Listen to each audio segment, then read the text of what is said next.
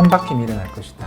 왜냐하면 지금은 이 주도 종목들이 계속 치고 갈 만큼의 경쟁 환경이 아니다. 소외주들은 그래요. 야, 네가 좀 가. 네가 길을 열면 내가 따라갈게. 주도주를 갖고 있는 사람들은 패스파인더예요. 네. 자기가 길을 열어야 됩니다. 오늘 주제는 위기의 투자 편입니다. 좀 요즘에 긍정적인 섹터와 부정적인 섹터 정도는 있잖아요. 혹시 어떤 쪽을 좀 상무님 좋게 보시고 어떤 쪽을 좀 부정적으로 보시나요?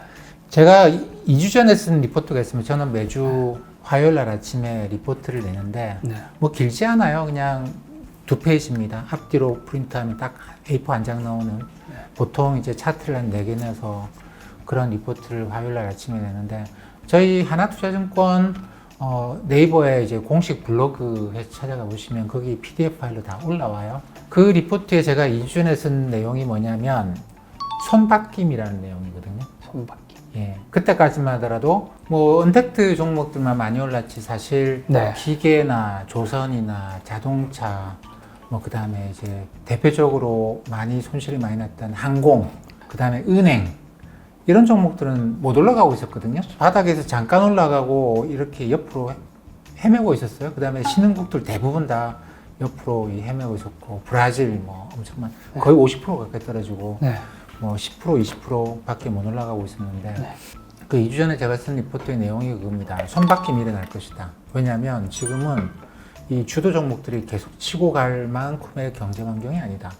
경제가 그렇게 좋은 상황이 아니고 그리고 우리가 또 가을에 2차 유행도 생각을 하는데 사람들이 그런 것도 생각 안 하고 그냥 막 치고 갈 리가 없다. 요 올라간 종목이 쉴 수밖에 없다. 그러면 이 괴리 어떻게 할 거냐? 손바뀜이 일어난다. 이 종목들이 앞으로 올라갈 것이다. 이렇게 해서 이게 좁혀지고 나면 얘가 다시 치고 올라가야 돼요. 그렇게 해서 다시 괴리를 높이면 얘가 다시 따라 올라갑니다. 이게 주식시장에서 계단식 상승이라고 부르는데 대세 상승 국면에서도 항상 계단식 상승이 나타나요. 근데 대세 상승이라 그러면 주도주가 치고 가는 힘이 있어야 되고요. 그 다음에 얘 뒤따라오는 소외주들이죠. 소외주들도 이까지 따라올 수 있는 힘이 있어야 돼요. 네. 그러면 다시 주도주는 야 니하고 이거밖에 차이 안 난다고 더 가는 힘이 있어야 되고 그럼 얘는 같이 가자 이렇게 올라올 수 있는 힘이 있어야 되고 유동성도 있어야 되고 그만한 로직도 있어야 되는 거죠. 네. 이게 이제 언택트 종목이 주도주로까지 갖다 치고 그러면 제가 볼 때는 이까지는 따라간다는 겁니다. 지금 그 이후로 2주 동안 이게 일어났어요. 근데 제가 볼 때 이게 거의 다 끝났다고 생각을 합니다. 거의 다 끝났다고 생각. 그래서 오늘 화요일 아침에 낸 리포트는 거의 끝났다라는 관점에서 보자. 뭐 제목은 실업률에 주목해야 된다. 네. 경제가 계속 좋아진다고 한다면 그 다음에 이게 이렇게 가겠죠. 주도주가 또 치고 갈 거예요. 경제가 계속 좋아지는데 그럼 주도주가 지금 가장 환상적인 섹터를 장악하고 있는 애들이 주도주거든요. 네. 가령 뭐 옛날에는 2010년 그럴 때는 차화정 이런 이야기도 했었거든요. 그렇죠. 당시에는 뭐 자동차, 화학, 정유가 뭐 이 주도주 종목이었다고 해요. 가면서 다른 애들 끌고 올라가고 그랬는데 지금은 가령 언택트다. 그럼 얘가 한번 치고 가는지 또 봐야 돼요. 근데 요 힘이 좀 없는 것 같아요. 이미 많이 올랐거든요. 많이 올라서 이미 비싼 상태다 보니까 새로운 매수 자금이 여기 달라붙기에는 상당히 이거는 아닌 것 같은데 이런 식의 생각을 하게 되면 이게 계단식 상승을 못 하는 거죠. 그러면 이게 대세 상승이 아닌 거예요. 근데 얘가 치고 가잖아요. 그리고 또 얘가 치고 가고 이게 되면 대세 상승입니다. 근데 지금 주도주가 이 반등을 주도했고 그 다음에 이제 소외주들이 따라왔고 그렇죠. 여기서 일단 어떻게 해야 되나 다들 고민인 것 같아요. 이거 사자니 너무 비싸고 이거 사자니 이것도 싼 것도 아니고 이거랑 가격 차이도 별로 안 나고 여기 있는 게 한마디로 언택트의 플랫폼이라든가 그다음에 바이오 그다음에 2차 배터리잖아요. 테슬라도 있습니다. 테슬라. 사실 제가 요 종목 되게 많이 가지고 있어요. 네. 카카오도 가지고 있고 그러면 지금 요걸 사야 돼요. 요걸 사야 돼요. 지난 2주 동안 별로 재미없을 거예요. 맞아요. 예, 그 이유는 일단 이게 계단식으로 얘들 올라온다고. 네. 지난 2주는 난리가 났죠. 항공 뭐 미국의 코드가 JET 네. Z라고 되어 있는 그게 이제 항공 관련 종목들이거든요. 거기다가 이제 XOP라고 코드가 XOP일 거예요. 그거는 뭐냐면 에너지 관련 기업들입니다. 탐사도 하고 채굴하는 업체들 그게 XOP인데 얘들 XOP 뭐 그 Z 이런 애들이 어마어마하게 치고 올라온 거죠. 걔들이 안 망했어. 네, 안 망했습니다. 연준이 돈을 풀어가지고 안 망하고 이게 떨어졌던 주가가 얘들도 상당히 반등을 했어요. 그러니까 얘만큼은 얘는 고점을 뚫고 올라가게 됐는데 그까지는 아니지 여기까지는 왔죠. 한 70%. 그러고 나면 이제 얘가 더 치고 가려니 좀 그거는 말이 안 되잖아요. 세상은 어떻게 바뀌었는데 유가도 60달러도 지금 40달러인데 그러다 보니까 이만큼의 차이는 있을 수밖에 없고 얘가 올라가지 못해요. 그러면 얘가 가져야 되거든요. 그렇죠. 근데 얘는 비싸다. 과연 더 갈 수 있을까? 나스닥이 과연 더 갈 수 있을까? 요걸 지켜봐야 되겠죠. 그래서 주도주를 갖고 계시는 분들은 남의 눈치를 볼 수가 없습니다. 소외주들은 그래요. 야, 네가 좀 가. 네가 길을 열면 내가 따라갈게. 요것만 쳐다보거든요. 나스닥이 더 올라가면 그러면 더 사야지. 나스닥이 못 올라가면 아예 정리하자. 이렇게 소외주는 생각해요. 팔로워. 팔로워는 쉬워요. 얘 가는 거 보면. 근데 이제 나는 길을 개척하는 주도주를 갖고 있는 사람들은 패스파인더예요. 네. 자기가 길을 열어야 됩니다. 그러니까요. 눈치를 볼 수 있는 게 없어요. 그래서 자기의 확신, 신념으로 가거나 팔 거야, 살 거야 자기가 결정해야 됩니다. 야, 그럼 요 시나리오에서 아까 상무님께서 하반기에 지금 2차 코로나 올 확률이 굉장히 높다고 이제 의학께서 말했는 걸 얘기하셨잖아요. 그러면 사실 이게 언택트랑 카카오라든가 네이버는 이게 앞으로 미래의 가치나 이런 것도 있지만 사실 이번 시즌에는 좀 테마주 같은 느낌도 있었잖아요. 맞습니다. 그럼 하반기에 코로나 올 확률이 굉장히 높은 거고 이 역사적으로 거의 다 있었고 2차, 3차 이런 거는 그럼 언택트 쪽은 다시 또 큰 반등을 할 수도 그러니까 코로나가 오더라도 큰 반등을 할 수 있는 종목들인 거잖아요. 근데 이제 다시 2차 유행이 왔을 때 그때 상황이 문제인데 그때가 이제 더 이상 사람들이 살 사람이 없을 정도로 다들 그 생각을 해서 이게 주식이라는 상대적인 게임이기도 하거든요. 네. 번호표 게임이기도 해요. 번호표 게임. 살 사람 다 사면 누가 삽니까? 그러니까요. 예, 경제가 성장하면 산다? 아니, 제가 그런 분들한테 그렇게 이야기하죠. 펀더멘탈 중시하는 분들은 네. 경제가 성장하면 주가 올라가는 거 아니야 라고 말씀해요. 그래서 내가 경제 성장을 좋게 나오길래 주식 샀는데 몇 달 올라가더니 그다음부터 폭락하더라고요. 이게 주식시장이 야바유 같아요. 이런 이야기 하시는데 제가 그런 분들한테는 경제 성장률이 주식 주문 내는 거 보셨습니까? 걔가 HTS를 깔았습니까? 전화를 합니까? 본 사람이 주문을 하는 거거든요. 근데 나 그거 그렇게 나올 줄 알고 미리 샀잖아. 이제 좋게 나와서 난 팔려고 라고 하면 좋게 나온 경제지표 때문에 오히려 주가가 떨어지기도 해요. 그러니까 사람의 일이고 그러니까 살 만큼 다 샀으면 그러니까 언택트라고 하는 그 바이러스 상황에서 언택트라는 게 얼마나 많이 퍼질 거라는 생각을 사람들이 덜 하고 있는데 이런 바이러스가 퍼지면서 언택트 야 그건 말 되네. 내 저 종목 샀어야 되네. 그때부터 그 종목 사기 위해서 기다리는 거죠. 떨어지면서 해도 조정이 없네. 그러면 올라가는 걸 사고 이러면서 올라오는 거거든요. 근데 이미 사람들이 언택트를 다 알아요. 살만한 사람 다 샀어요. 그러면 그 다음에 또 바이러스 또 터지면 더 사야 되는 거냐라고 사람들이 생각을 하는 게 아니고 누가 더 사주겠지라고 생각을 하는데 이제 뭐 더 살 사람이 없어. 그럼 떨어져요. 그러니까 이 게임은 저는 기본적으로 뭐 워렌 버핏은 이걸 그렇게 표현합니다. 주식이 많으냐 바보가 많으냐. 그러니까 그거는 뭐냐면 내가 지금 알고 있는 거 모르는 사람들이 얼마나 많으냐라는 거예요. 내가 지금 알고 있는 걸 모르는 사람들이 많으면 이런 일이 생기면 사람들이 나의 길을 따라올 거야. 근데 지금 내가 알고 있는 게 너무나 일반적이에요. 사람들이 다 알고 있어요. 그러면 그런 일이 생겨도 더 이상 따라올 사람들이 없다라는 거거든요. 알겠습니다. 지금 사람들이 모르는 게 뭔데요? 사람들이 모르는 거는 많죠. 우리는 1초 5도 모르기 때문에. 네. 앞으로 생길 모든 일에 대해서 우리는 모릅니다. 그렇죠. 전반적으로 다 비싸다는 생각은 해요. 근데 이제 저는 조금 더 길게 보는 게 우리가 그 뭐 자율주행도 이야기하고 5G도 이야기하고 다 그런 이야기 하는데 이게 뭔가 새로운 플랫폼이라고 하는 게 필요한 세상이 됐습니다. 그렇죠. 기존 도시가 우리가 지금 말로 떠들고 있는 기술을 구현할 수가 없어요. 지금 이 서울 도심에다가 5G로 자율주행을 한다? 불가능합니다. 왜요? 전파 간섭도 너무 심하고요. 그리고 인체에 극도로 해로운 작용을 할 거예요. 그러니까 이게 5G라고 하는 게 그렇게 강력하게 뭐 자율주행을 하고 뭐 드론 배송을 할 만큼 그렇게 굉장히 위험해요. 가령 그런 건데 강북은 전봇대들이 있잖아요, 그죠? 근데 강남에 가면 강남은 애초에 계획도시였기 때문에 전봇대가 없습니다. 전선을 지하로 넣는 거죠. 근데 그게 좋아 보여서 강북을 전봇대를 없애고 땅을 파가지고 전선을 지하로 넣으려고 그러면 불가능해요. 지하가 너무 복잡하기 때문에. 그럼 어떻게 해야 되겠습니까? 이게 이제 우리가 지금 직면한 자율주행이나 5G 이런 거 문제인데 새로운 도시를 만들어야 돼요. 찾아보시면 우리 대통령께서도 그 말씀 하셨어요. 새로운 도시를 만들자. 어디에? 그거는 제가 모르죠. 그건 정책적으로 결정할 건데 제가 볼 때 미국은 지금 인프라 투자를 하려고 하거든요. 네. 이게 그냥 건물 때리 짓는 문제가 아니에요. 새로운 기술을 거기다 구현을 하는 문제예요.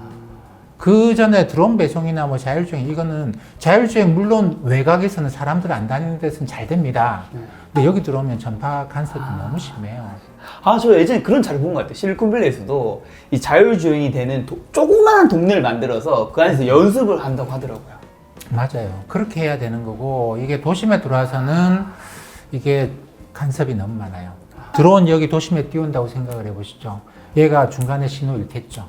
그러면 건물을 다시 설계해야 돼요. 드론 배송하려고 그러면 건물을 다시 설계해서 드론이 가다가 이게 전파의 사각지대에 빠져가지고 추락하는 일이 없도록 설계를 해야 되거든요. 그러니까 이거는 지금 우리 도시로서는 불가능하고 기술의 총알은 우리가 다음 단계 기술로 넘어가려고 그러면 이거는 이제 뭐 전기차는 지금 뭐 다 플랫폼이 다 지금 플랫폼 가능한 일이죠. 근데 그 다음 생각하는 기술들은 이거는 우리가 이제 아주 큰 국가 단위로 나서야 되는 인프라 투자가 들어가야 됩니다. 그래서 저는 그런 이야기들 자주 하는데 철도가 들어왔을 때 세상이 바뀌었겠죠? 네. 주가가 폭락했어요. 왜요? 철도가 세상을 바꾼다는 건 다 알아요. 근데 누군가는 철도를 놔야 될 거 아닙니까? 그러니까 누가 철도업자가 이제 철도를 놨더니 여기 철도로 수송량은 얼마 안 되고 아직 저기도 도시가 발달 안 했고 여기도 도시가 발달 안 했어요. 서로 간에 왔다 갔다 할 게 별로 없어. 철도는 파리를 달리는데 이 주변의 땅값들은 엄청나게 폭등을 하는 것이죠. 내가 왜 철도를 만듭니까? 땅이나 사지. 그러다 보니까 이게 철도가 몇 개 만들어지고 사람들이 컨셉을 알게 되고 와 하는데 거기서부터 철도법을 붕괴가 생겨요. 증기선도 마찬가지죠. 증기선, 그전에는 뭐 범선이 아메리카 대륙에서 물건 실어서 유럽으로 실어 나르겠거든요. 그거 얼마나 실어 나르겠어요. 근데 전기선이 돌아가면서 이제 실어 나르면 어마어마한 변화하지 않겠습니까? 근데 증기선이 항구로 들어왔는데 항구부터 아무것도 없어. 어떻게 해요? 인프라가 안 갖춰져 있는 거죠. 네. 증기선이 들어오면서 또 주가는 폭락합니다.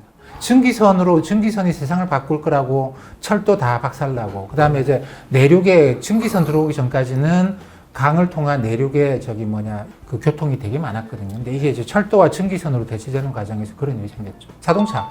1920년대 자동차가 미국의 근로자들한테 보급되기 시작합니다. 돈을 빌려서 내가 차를 사고 매월 얼마씩 내는 그런 프로그램이 1920년대 미국에 들어와요. 그래서 좋은 회사 다니는 근로자들이 자기 월급을 얼마씩 내면서 차를 삽니다.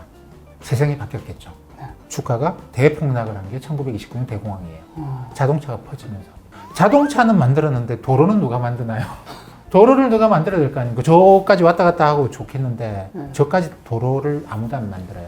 그러니까 국가가 나서야 되는데, 그러니까 이게 인프라라고 하는 게 국가가 해야 될 일이 굉장히 많이 늘어난 거죠. 그러니까 철도도 그렇고 철도도 다 민간업자들이 그 당시 하다 그런 일이 생기는데 항만도 그렇고 그 다음에 도로도 그렇고 이런 새로운 기술이 우리가 봤던 지난 백몇십 년 동안 기술이 국가의 단위가 필요라는 그런 기술들이 많았는데 이게 대공황 직전까지의 국가는 경제 개입을 안 하는 자유방임주의였거든요. 그러다 보니까 이런 새로운 기술이 들어올 때마다 사람들은 기대치가 엄청 올라가면서 우리 소설 잘 쓰잖아요. 그죠? 공상과학 소설은 이미 1920, 30년대 지금보다 훨씬 더 능가하는 소설 쓰잖아요. 근데 이게 기대치는 올라갔는데 현실은 전혀 못 따라가다 보니까 기대치로 주가 올라가다가 그대로 박살나는 이런 일들이 벌어지는 것이죠. 근데 지금은 국가가 나서긴 해요. 그렇지만 여전히 사람들은 굉장히 앞서갑니다. 근데 이제 그러다 보면 그래서 이걸 끌고 가는데 정책하는 사람들도 그런 생각 전 세계적으로 다 해요. 이걸 너무 오랫동안 둘 수는 없고 이제는 좀 모양이 만들어지지 않나? 그러면 새로운 인프라를 구축하자. 중국도 이번에 디지털 인프라라는 그런 컨셉을 들고 나왔어요. 그게 새로운 도시를 건설한다가 들어간다 안 들어간다 가지고 여전히 논란이 많은 것 같은데 그 도시 건설까지 들어가는지는 잘 모르겠습니다만 중국은 어쨌든 그런 시범적으로 도시들을 조그맣게는 계속 하는 것 같아요. 근데 뭐 미국 같은 경우는 제가 볼 때 이번 대통령 선거 끝나고 나면 민주당하고 공화당이 재작년에 이미 합의해 놓은 게 있습니다. 대규모 인프라 투자에 들어간다. 근데 이거는 우리가 합의해서 하자. 양당이 모여가 그렇게 맨날 치고받고 싸우면서도 양당이 모여가지고 지금 인프라 작업을 하고 있어요. 그러니까 미국을 바꾸는 인프라인 것이죠. 기존에 똑같은 공항 하나 더 만들고 다리 하나 더 만드는 게 아니고 디지털, 그러니까 새로운 기술을 한번 넣어보자 뭐 이런 거고. 근데 이건 아직까지는 뭐 많은 사람들한테서는 그냥 어떻게 보면 구상 단계이기도 하지만 제가 볼 때 미국은 아마 내년에 이런 작업에 들어갈 것 같아요. 도시를 건설하고 그러면 기술을 구현해 봐야지. 그렇죠. 그 5G라고 하는 게 뭐 사물 인터넷 이거가 연결되는 건데 그러니까 건물끼리 차와 뭐 저기 주변에 이것끼리 서로 커뮤니케이션 하는 거 아닙니까? 근데 이미 미국은 뭐 F-20이나 F-35 이런 전투기들하고 공중전은 이런 식으로 서로 간에 커뮤니케이션을 하면서 정보를 수집하고 어디를 공격하는지에 대해서 이제 리얼타임으로 방향을 막 결정하고 이런 것들을 하고 있거든요. 그걸 이제 지상에서 도시에서 구현하는 작업을 하겠죠. 그렇기 때문에 어쨌든 이게 기술 영역이 앞으로도 계속 주도 산업이 될 거는 분명합니다. 근데 기술로만 갈 수는 없어요. 이게 이제 도시를 새롭게 설계하는 문제로까지 가는 것이죠. 그래서 저는 요즘 도시 설계, 여기 관심이 좀 많습니다. 건축 쪽도 해당이. 건축이 원래 도시 설계겠죠? 근데 이거는 뭐 건축 중에서도 좀 협소한 영역일 겁니다. 진짜 도시 설계라는 게 지금 어떻게 보면 네. 우리가 기술을 구현할 수 있는 가장 핵심적인 영역일 거예요. 방금 미국 얘기하셨는데 제가 얼마 전에 기사 보니까 애플 주식의 시가총액이 코스피 전체 합친 것보다 많다면서요. 제가 그거 확인 안 해봤는데 아마도 그럴 겁니다. 아니, 우리나라 코스피가 이렇게 작은 거예요? 아니면 애플이 그렇게 큰 거예요? 둘 다겠죠? 한 종목이잖아요. 네. 아니, 사실 애플과 삼성전자는 비교될 정도의 회사이잖아요. 어느 정도는. 그렇게 하기도 했었죠. 근데 지금은 그 비교 대상이다라는 것에 대해서 많은 사람들이 좀 의문도 가질걸요. 우리는 비교를 하고 싶은데 그렇죠. 걔들은 우리하고 비교 안 할 건데요. 근데 어떻게 이 한 나라의 시가총액보다 많을 수가 있죠? 그러게 말입니다. 아, 이게 제 기사 뭐 너무 신기해서요. 근데 사실 그렇죠. 우리는 삼성전자라는 기업도 있습니다만 네. 많은 기업이 더 이상 저기 축구한테 다 뺏긴 거 아니야 이런 식의 기업들이 많아요. 그러다 보니까 자산 가치만큼의 평가를 못 받는 기업들이 너무나 많습니다. 근데 이제 애플이나 이런 건 자산 가치로 평가받지 않죠. 그래서 이제 주식을 일반적으로 현재 가치와 미래 가치 합이라고 이야기합니다. 주식은. 우리나라 국세청이 내가 가령 이제 부모님으로부터 주식을 상속받았는데 이게 비상장 주식이에요. 상장 주식이면 내가 얼마를 상속받았는지를 알기 때문에 상속세를 때리기가 쉽잖아요. 비상장 주식이에요. 가격이 얼마인지를 몰라요. 그럴 때 쓰는 방법이 있습니다. 이 상장 주식의 가격을 얼마다라고 정하는 현재 가치와 미래 가치 합이다라고 계산을 해요. 근데 이 현재 가치는 뭐냐면 장부 가치입니다. 우리가 주식시장에서 PB라고 이야기하는데 Price to Value. 장부에 보면 자산 있고 부채 있죠? 그거 네. 빼고 나면 순자산이 나오는데 그게 그 기업의 장부 가치예요. 그러니까 그거를 절반을 계산을 하고 그 다음에 이제 미래 가치를 절반을 계산합니다. 미래 가치는 뭐냐면 이 기업이 1년에 벌어들이는 순이익이 얼마냐. 그거에 곱하기 한 10배 정도를 해요. 그게 앞으로 이 기업이 벌어들일 미래 가치라고 보는 것이죠. 그래서 이제 이 PBR하고 PER을 그러니까 기업 이익에다가 기업의 시가총액까지 계산한 PER 그 다음에 기업의 시가총액에다가 기업의 장부상 순자산 가치 계산한 PBR 요거는 현재 가치, 미래 가치 이런 개념으로 보통 많이 이제 판단을 하고 뭐 이걸 이제 세금 매길 때 50, 증여세, 상속세 이럴 때 보통 그런 방법을 씁니다. 그걸 정도로 이게 핵심적인 기본이 되는 방식이죠. 근데 우리는 이게 이제 기본적으로 PBR이 굉장히 낮아요. 네. 현재 가치도 굉장히 낮게 평가하거든요. 그죠. 돈을 못 번다라는 겁니다. 네. 자산은 많은데. 근데 애플은 자산은 얼마 없는데 돈을 어마어마하게 벌어요. 그죠. 이걸 영업이익이라고 하는데 네. 영업이익이 전체 매출액의 얘들은 30%가 막 넘습니다. 아, 맞아요. 근데 우리나라 기업들은 영업이익이 전체 매출액의 뭐 2%, 3% 뭐. 맞아요. 네, 그러다 보니까 이게 결국 그렇죠. 이게 규모로 가지고 걔는 너무 시가총액이 높다, 우리는 낮다가 아니고 결국 주식이라고 하는 거는 뭐 우리나라 아까 그 법에서는 현재 가치, 미래 가치를 절반씩 했습니다만 이 미국 주식시장 같으면 현재 가치는 거의 계산 안 해요. 심지어는 올해 적자가 심하게 났다. 응? 어디 적자 났어? 계속 기업 활동에서 적자가 난 거면 주가가 폭락을 합니다. 근데 그게 아니고 일회성. M&A 하는데 저것 좀 비싸게 사가지고 돈이 많이 나갔다. 그걸로 적자가 났다. 무시합니다. 일회성 비용. 그 지난 일이라는 것이죠. 전부 다 미래 가치만 반영하는. 그래서 미국 주식시장은 PBR을 반영 안 하고 PER만 반영한다. 저는 그렇게 생각을 하는데 그런 시장에서는 엄청난 가치를 받는 것이죠. 쿠팡. 한국에 상장 아마 안 할 것 같아요. 아 진짜요? 예, 걔네들 미국에 상장한다고 안 그랬나요? 한국에서는 미래 가치를 반영해 주는 게 현재 가치가 얘가 별로 없으니까 예, 자기가 밸류를 제대로 받으려 그러면 미래 가치를 크게 따져주는 현재 가치. 그러니까 미국 가겠다 뭐 이런 이야기를 하는 건 아마 뭐 어떻게 할지 모르겠습니다. 아마 뭐 미국에 상장한다는 이야기 나오는 거는 그런 맥락이에요.